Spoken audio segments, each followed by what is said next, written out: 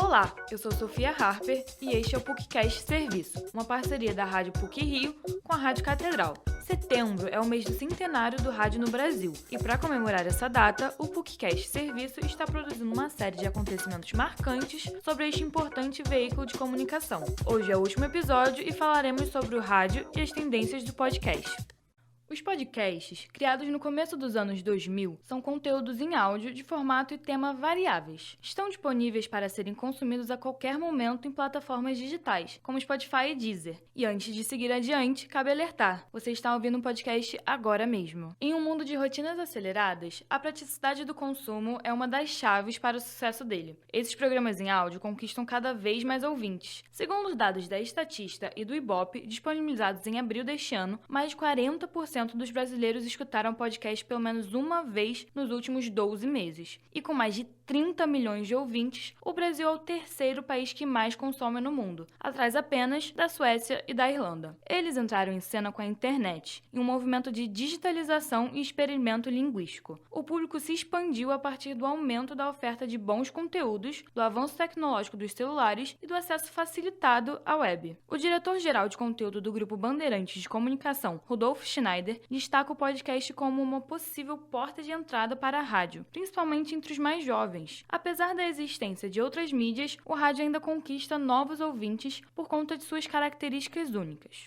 Porque o rádio ele tem as suas características que nenhum outro veículo tem para substituir e para fazer tão bem como o rádio. Essa proximidade, a informalidade, a própria velocidade. Por exemplo, alguém que manda uma mensagem no WhatsApp na hora dizendo, olha, acabou de pegar fogo num veículo, você bota aquele negócio na hora, apura, e bota na hora aquela informação. Isso é no momento, a pessoa está dentro do carro, ela desvia o caminho dela e deixa de pegar o túnel interditado. Isso não tem internet que faça, não tem um site mais veloz do mundo que consiga prosperar, caminhar na velocidade que uma rádio tem. No caso do Grupo Bandeirantes, o podcast é usado como um complemento ao rádio. Segundo Rudolf Schneider, a programação ao vivo é mais dinâmica por cobrir as pautas que chegam na hora. Assim, os podcasts se tornam recursos que permitem ao ouvinte se aprofundar nos temas tocados pelo noticiário, caso sejam do interesse dele. Para a fundadora e presidente da Rádio Novelo, Branca Viana, os conteúdos em áudio exigem um menor investimento de atenção visual do público, pelo fato das imagens serem contribuídas a partir das palavras ouvidas. Lavar a louça, dirigir para o trabalho ou esperar na fila de um banco se transformam em atividades menos entediantes.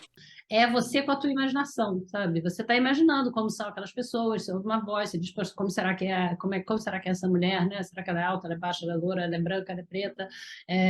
E você vai viajando, assim, com essa imaginação. E eu acho que a rádio e o podcast têm esse efeito que, para mim, é muito prazeroso. Como ouvinte, é muito prazeroso, sabe? Eu gosto de ouvir e imaginar o que está acontecendo, sabe? Não ter tudo já entregue de bandeja ali na imagem, sabe? Eu acho isso muito interessante, eu acho um exercício intelectual interessante e eu acho que aproxima o ouvinte do apresentador. Mesmo que o conteúdo seja transmitido principalmente em áudio, alguns rádios e podcasts se apropriam de recursos de outros meios, como audiovisual. Várias emissoras e criadores de conteúdo disponibilizam as imagens da gravação na internet. Assim, o que era apenas sonoro se torna também visual. No Brasil, a rádio pública é menos forte em comparação à Europa e aos Estados Unidos. Por esse motivo, a rádio comercial depende da publicidade para se sustentar, o que dificulta a produção de alguns formatos, como é o caso dos programas da Rádio Novelo, Praia dos Ossos e Crime e Castigo. Branca Viana afirma que a inserção publicitária é possível, mas tem que ser pensada durante a criação do roteiro. É perfeitamente possível você inserir anunciantes num podcast como os que eu faço. Você só tem que pensar nisso antes. O roteiro tem que ter preparado para